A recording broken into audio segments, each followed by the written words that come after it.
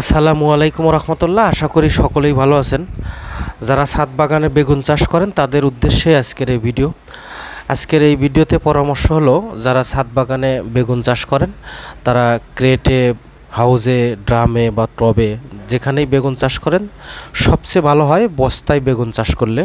বস্তায় বেগুন চাষ করলে খুব ভালো ফলন হয় এবং তুলনামূলক সার কম লাগে, পরিশ্রম কম হয়, নিড়ানি দেওয়ার তেমন একটি ঝামেলা থাকে না। সেই জন্য আপনারা বস্তায় বেগুন চাষ করতে পারেন। আর একটি বিষয় হলো, বস্তায় যে বেগুন চাষ করবেন অথবা ক্রেটে, টবে যেখানে বেগুন চাষ করেন, সাদা জাতের বেগুন গাছ খুব সুস্বাদু হয়ে থাকে এবং এই জাতের বেগুন খুব দ্রুত বড় হয়, পরিমাণেও বেশি ধরে। তাই আপনারা সাদা জাতের বেগুন চাষ করতে পারেন।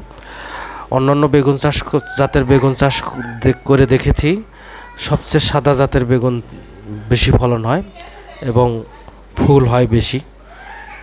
তো এরকম পরামর্শমূলক ভিডিও অনেক চ্যানেলে রয়েছে, আপনারা প্রয়োজনে আমার চ্যানেলটি সাবস্ক্রাইব করে সে সকল ভিডিও দেখতে পারেন।